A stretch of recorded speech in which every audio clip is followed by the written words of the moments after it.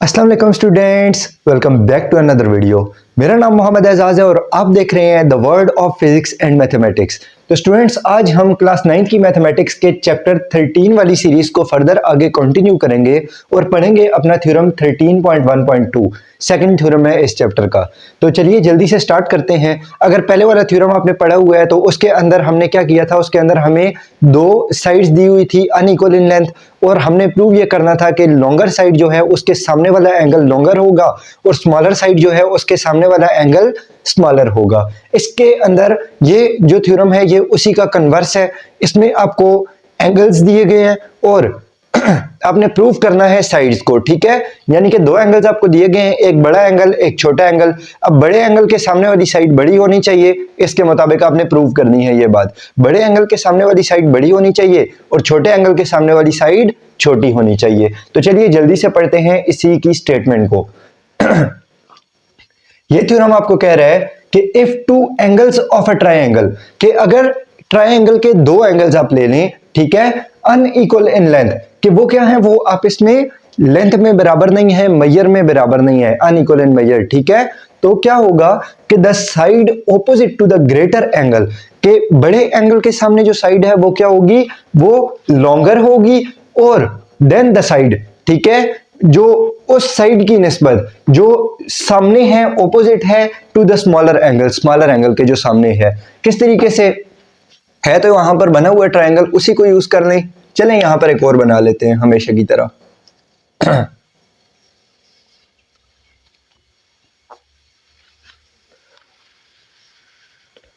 अच्छा जी, ये हमने बना लिया एक ट्रायंगल। अब इसमें नेमिंग वैसे मैं हमेशा इस पॉइंट को ए देता हूं, फिर बी, फिर सी देता हूं, बट इसमें आपकी बुक में इस तरीके से नेमिंग दी हुई है ट्रायंगल की, तो मैं भी इसी तरीके से इस वजह से दे रहा हूं क्योंकि अगर आप करें ये, मतलब बाकी सारा सिस्टम करें, नेमिंग अगर आप चेंज करेंगे तो क्या होगा कि आपकी सारी की सारी चीजें आपको चेंज करनी पड़ेंगी, उस नेमिंग के हिसाब से करनी पड़ेंगी, ठीक है। तो अभी हम क्या कर लेते हैं, इसी के हिसाब से, मतलब जैसे बुक वालों ने नेमिंग दी हुई है, ए पॉइंट को यहां रखा हुआ है, बी को यहां, सी को यहां, हम उसी तरीके से फर्दर आगे कंटिन्यू करते हैं। अदरवाइज मैं जैसे करता होता हूं, ए को यहां रखता था, बी को यहां और सी को यहां हमेशा। तो आप जैसे चाहें कर सकते हैं, कोई इशू नहीं है, बट उसी के हिसाब से आपने अपने थ्योरम को लिखना है, ठीक है।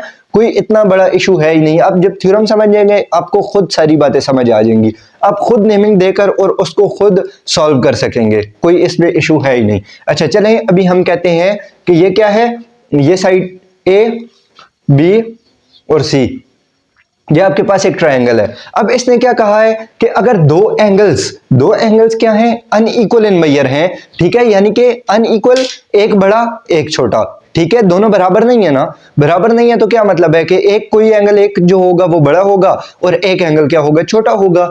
तो उसके बाद आपने क्या करना है, यहां पर ये वाला एंगल देखें, ये वाला एंगल बड़ा है बनिस्बत इस एंगल के, ठीक है। एंगल ए जो है आपके पास बड़ा नजर आ रहा है, एंगल बी जो है वो छोटा नजर आ रहा है, तो आप क्या कर लें, एंगल ए को ग्रेटर कंसीडर कर लें और एंगल बी को स्मॉलर कंसीडर कर लें। जैसे ये यहां तक कॉमा से पहले वैसे भी गिवन होता है ना हमारे पास, तो in triangle A B C angle A is greater than angle B, कि एंगल ए क्या है, एंगल ए जो है वो बड़ा है एंगल बी से, ठीक है। अच्छा, अब क्या है आगे आपने प्रूव क्या करना है, प्रूव आपने ये करना है कि the side opposite to the greater angle, ठीक है, कि ग्रेटर एंगल के सामने जो साइड है, ये ग्रेटर एंगल है, तो इसके सामने ये वाली जो साइड है, ये साइड बी सी, ये क्या होगी, ये लॉन्गर होगी than the side opposite to the smaller angle, ये बड़ी होगी, किसकी निस्बत बड़ी होगी, इसकी निस्बत बड़ी होगी कि स्मॉलर एंगल के सामने जो साइड है उसकी निस्बत, ठीक है। ये रहा आपके पास स्मॉलर एंगल, और स्मॉलर एंगल के सामने जो साइड है वो कौन सी है, वो ये ए सी साइड है, ठीक है। तो अब आपने प्रूव ये करना है कि ये जो साइड बी सी है, ये वाली जो साइड है, ये क्या होगी, ये बड़ी होगी किससे, साइड ए सी से, ठीक है। ये बात आपने प्रूव करनी है। तो टू प्रूव के अंदर आपने क्या लिख दिया कि side B C is greater than measurement side A C, कि साइड बी सी जो है वो क्या है, वो बड़ी है साइड ए सी से। अच्छा जी, यहां तक आपको गिवन और टू प्रूफ समझ आ गया। अब इसमें खुद से करने का तो कोई काम है कोई नहीं, कंस्ट्रक्शन वगैरह है कोई नहीं, तो चलिए जल्दी से अब हम कर देते हैं, प्रूफ्स कर देते हैं। तो स्टूडेंट्स, आपको अगर मैं कहूं कि इस बोर्ड की लेंथ जो है वो 5 मीटर है, ठीक है, तो इस बात में 3 चीजें हो सकती हैं, ठीक है। मैं बोर्ड की लेंथ को लेट्स सपोज मैं लिख रहा हूं एल से डिनोट कर रहा हूं, ठीक है, एल, या तो लेंथ जो होगी वो 5 मीटर होगी, ठीक है, या लेंथ जो होगी वो 5 मीटर होगी। अगर 5 मीटर नहीं है लेट्स सपोज, तो क्या होगा, या फिर लेंथ क्या होगी, स्मॉलर होगी 5 मीटर से, यानी कि 5 मीटर से कम होगी। या फिर क्या होगा, तीसरी चीज क्या पॉसिबिलिटी है, तीसरी पॉसिबिलिटी ये है कि या फिर ये लेंथ जो होगी वो बड़ी होगी 5 मीटर से। यही तीन चीजें पॉसिबिलिटीज हैं, यही तीन पॉसिबिलिटीज हैं। मतलब कि मैं अगर कह रहा हूं कि ये पूरे बोर्ड की लेंथ जो है वो 5 मीटर के साथ अगर उसे मैं कंपेयर कर रहा हूं, ठीक है, तो यह पॉसिबल है कि ये इस पूरे की लेंथ जो हो 5 मीटर हो। अगर ये इक्वल नहीं है 5 मीटर के, ठीक है, तो हो सकता है 5 मीटर से कम हो, ठीक है, हो सकता है 5 मीटर से कम हो, और हो सकता है कि 5 मीटर से ज्यादा हो, ठीक है। तो ये जो प्रॉपर्टी होती है, इस प्रॉपर्टी को हम क्या कहते हैं, ट्रिकोटोमी प्रॉपर्टी, ठीक है।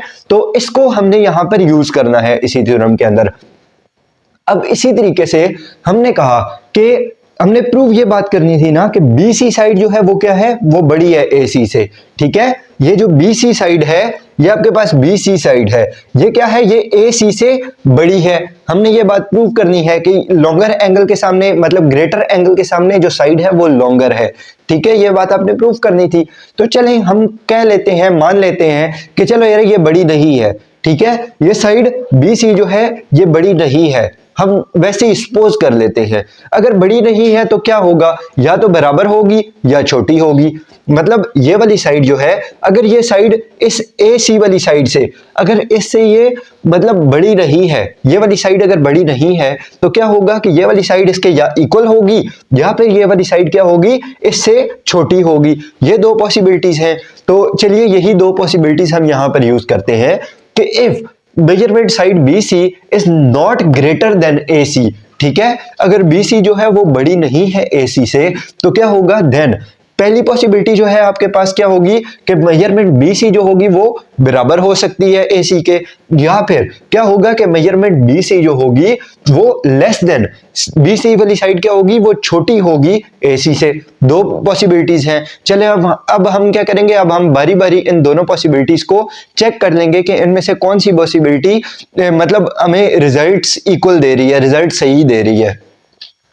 तो ये जो प्रॉपर्टी हमने ये वाली यूज की, इसे क्या कहते हैं, trichotomy property of real numbers. अच्छा, रियल नंबर्स मतलब कि जो रियल नंबर्स हैं, जैसे लेंथ जो है 5 मीटर, वो क्या है, वो रियल नंबर है। इसी तरीके से इसकी ट्रायंगल की ये जो लेंथ है, ये क्या है, ये एक रियल नंबर है, ठीक है। अच्छा, अब पहली प्रॉपर्टी को अगर मैं यूज करूं, from 1 if measurement BC is equal to measurement AC, यानी कि BC अगर ये BC वाली साइड AC के बराबर है, लेट्स सपोज अगर बराबर है नहीं वैसे, तो क्या होगा, अगर ये दोनों साइड्स बराबर हैं तो एंगल A और एंगल B को भी बराबर होना पड़ेगा। क्यों बराबर होना पड़ेगा, देखें स्टूडेंट्स, आपको पता है कि जब भी हम आइसोसेलेस ट्रायंगल बनाते हैं, ठीक है, तो उसकी जो बराबर साइड्स होती हैं, अब लेट्स सपोज मैं कह रहा हूं कि ये वाली साइड और ये वाली साइड बराबर है, चले ABC, ठीक है। अब ये AC वाली साइड और ये BC वाली साइड अगर बराबर है, तो इसके सामने वाला एंगल बराबर होता है इसके सामने वाले एंगल के, ठीक है। तो ये एंगल B और एंगल C को क्या होना चाहिए, फिर बराबर होना चाहिए। इसी तरीके से अब अगर ये वाली साइड, ये BC वाली साइड और ये AC वाली साइड, अगर ये दोनों साइड बराबर हैं, तो क्या होना चाहिए कि इस एंगल A को और इसके एंगल B को इसी तरीके से क्या होना चाहिए, बराबर होना चाहिए। एंगल A और एंगल B को बराबर होना चाहिए। अगर BC और AC वाली लाइन जो है वो दोनों अगर बराबर हो जाएं, तो क्या होगा, then the measurement angle A is less than, नहीं लेस देन नहीं होगा, यहां पर क्या होगा, इक्वल देन। जैसे मैंने कहा था ना कि वो दोनों एंगल्स भी बराबर होंगे, तो measurement angle A is equal to the measurement angle B, ठीक है, कि एंगल A और एंगल B को भी फिर आपस में बराबर होना पड़ेगा। जैसे चलिए यहां पर मैं नेमिंग ऐसे कर देता हूं, इस ट्रायंगल के हिसाब से मैं नेमिंग कर देता हूं। लेट्स सपोज ये C, A और B। अच्छा जी, अब क्या है कि देखें, अगर ये वाली साइड AC वाली साइड और BC वाली साइड AC वाली साइड और BC वाली साइड अगर ये दोनों साइड्स बराबर हो जाएं तो क्या होंगे कि इनके कॉरेस्पॉन्डिंग एंगल्स भी जो होंगे वो भी बराबर होंगे आपस में, ठीक है। तो ये अगर बराबर होंगे, क्यों बराबर होंगे? बराबर इस वजह से होंगे कि the angles opposite to the congruent side are congruent, के बराबर साइड्स के ऑपोजिट में जो एंगल्स होते हैं वो क्या होते हैं? वो बराबर होते हैं। ये आइसोसेलेस ट्रायंगल की प्रॉपर्टी भी है, ठीक है। तो अब क्या है कि मेजरमेंट एंगल ए जो है वो एंगल बी के बराबर यहां पर हमारे पास आ रहा है। अगर हमारे पास BC और AC बराबर हो जाए तो ठीक है। हमने पहली कंडीशन क्या ली कि BC और AC बराबर होंगे। अगर वो लेस देन, मतलब AC जो है अगर वो छोटा नहीं है और BC अगर बड़ा नहीं है तो हो सकता है कि BC और AC आपस में बराबर हो, ठीक है। अगर बराबर हो तो फिर जरूरी है कि एंगल A और एंगल B भी आपस में बराबर हो, मगर ऐसा तो नहीं है। एंगल A जो है वो तो बड़ा है एंगल B से, एक्चुअल में तो ऐसा नहीं है ना। तो इस वजह से हम क्या कह सकते हैं कि दिस इज नॉट पॉसिबल, ये तो पॉसिबल ही नहीं है। क्यों पॉसिबल नहीं है? क्योंकि कॉन्ट्रेरी टू गिवन, कि हम गिवन के अगेंस्ट जा रहे हैं। जो हमें इंफॉर्मेशन गिवन है वो इंफॉर्मेशन तो गलत नहीं है ना, वो तो ऑथेंटिक इंफॉर्मेशन है, तो उसके हमने अगेंस्ट नहीं जाना किसी भी सूरत। तो इस वजह से ये पहली पॉसिबिलिटी जो हो गई ये तो हो गई क्रॉस। इस पहली पॉसिबिलिटी को आप कर दें क्रॉस, ठीक है। क्यों? क्योंकि ये हमारे पास प्रूव हो गया। अब उसके बाद हम आ जाते हैं दूसरी पॉसिबिलिटी के ऊपर कि अगर BC बड़ा नहीं है AC से तो हो सकता है कि BC छोटा हो AC से, ठीक है। तो if BC is smaller than AC, कि अगर BC जो है वो क्या है, वो छोटा है AC से, तो क्या होगा कि एंगल A जो होगा वो भी छोटा हो जाएगा एंगल B से। किस तरीके से? चलिए अब हम इस तरीके से, मतलब जैसे हमने ये दूसरी पॉसिबिलिटी कही है वैसे हम ड्रॉ कर लेते हैं। यहां पर कह रहा है कि अगर आपके पास क्या है, BC जो है वो ग्रेटर है, BC जो है वो लेस देन है AC से, ठीक है। यानी कि इस तरीके से आपके पास ट्रायंगल बन के आ रहा है। ये वाली साइड जो है A, C और B। अच्छा जी, अब कह रहे हैं कि अगर ये BC वाली साइड, ये जैसे अब क्या आ गई है आपके पास, ये वाली साइड छोटी आ गई है और ये AC वाली साइड आपके पास क्या आ गई है, बड़ी आ गई है, ठीक है। अगर BC जो है वो लेस देन है AC से तो जाहिर सी बात है ये जो एंगल होगा B वाला ये बड़ा होगा और ये जो A वाला एंगल होगा ये छोटा होगा। क्यों बड़ा छोटा होगा? क्यों? क्योंकि ग्रेटर एंगल के, ग्रेटर साइड के सामने जो एंगल होता है वो क्या होता है, बड़ा होता है, और स्मॉलर साइड के सामने जो एंगल होता है वो स्मॉलर होता है। तो इस सूरत में क्या होना चाहिए कि एंगल B को बड़ा होना चाहिए, एंगल B को बड़ा होना चाहिए किससे? एंगल A से। तो ये चीज क्या ये चीज हमें गिवन में मिल रही है? यहां पर तो एंगल A बड़ा है एंगल B से। चलिए यहां पर अभी हम इसके हिसाब से देख लेते हैं। अगर BC जो है वो क्या है, वो छोटा है AC से, तो एंगल A को छोटा होना पड़ेगा B से, यानी कि B को बड़ा होना पड़ेगा A से, ठीक है।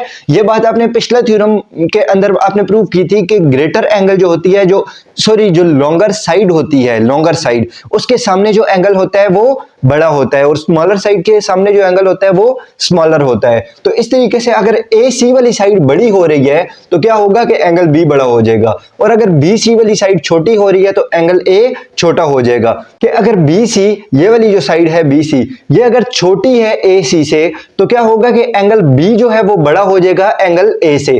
किस तरीके से? चलें आपको एक बार दोबारा बता देता हूं, मेरे ख्याल से अभी भी सही फील नहीं आ रहा।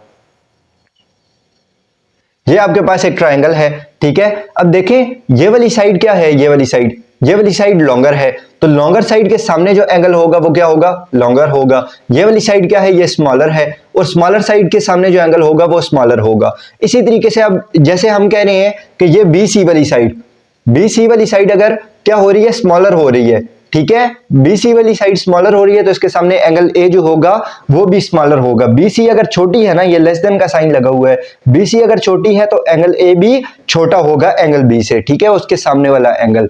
तो क्या एंगल A जो है वो छोटा है एंगल B से?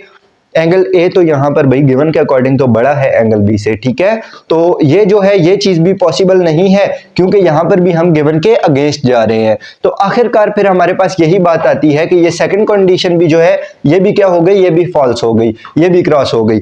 तो अब जब BC ना ही इक्वल आ रहा है AC के और ना ही BC जो हो रहा है वो क्या छोटा हो रहा है AC से, तो BC क्या होगा, बड़ा होगा AC से, ठीक है। अगर BC जो है वो ना ही इक्वल आ रहा है AC के और वही BC ना ही छोटा हो रहा है AC से, तो BC क्या होगा, वो बड़ा हो जाएगा AC से। और यही बात हमने यहां पर प्रूव करनी थी कि ग्रेटर एंगल के सामने जो होगी साइड वो लॉन्गर होगी, यानी कि BC जो होगा वो बड़ा होगा AC से।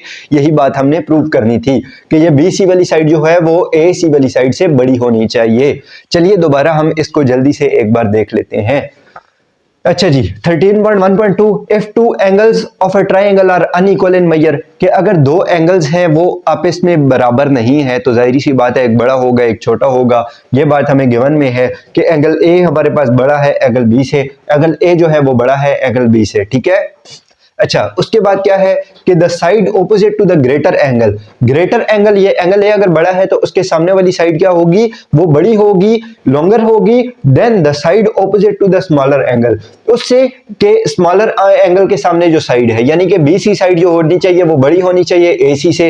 ये बात आपने क्या करनी है, प्रूव करनी है। इसको प्रूव करने के लिए आपके पास तीन पॉसिबिलिटीज हैं। तीन पॉसिबिलिटीज ये हैं कि लेट्स सपोज अगर मान लेते हैं हम कि BC जो है वो क्या है, वो आपका मतलब बड़ा नहीं है, वो AC से बड़ा नहीं है, तो दो मजीद पॉसिबिलिटीज होंगी, या तो BC AC बराबर होंगे आपस में, और या क्या होंगे BC और मतलब BC जो हो जाएगा वो छोटा हो जाएगा AC से, या BC और AC आपस में बराबर हो जाएंगे, या फिर BC जो हो जाएगा वो क्या हो जाएगा, लेस देन हो जाएगा AC से, ठीक है। ये क्या है, ये ट्रिकोटोमी प्रॉपर्टी है। अच्छा, अब उसके बाद अब अगर आप पहली कंडीशन को मद्देनजर रखें कि BC जो है वो AC के बराबर है, तो अगर BC और AC बराबर है तो आइसोसेलेस ट्रायंगल की हम प्रॉपर्टी यूज करेंगे कि फिर उसके मतलब जो ग्रेटर नहीं, जो इक्वल, अगर दोनों साइड्स हैं आपके पास, इक्वल साइड्स हैं दोनों, तो मतलब दोनों साइड्स के सामने वाले एंगल्स, यानी कि एक साइड है उसके सामने वाला एंगल बराबर होगा दूसरी साइड के सामने वाले एंगल के, angles opposite to the congruent side,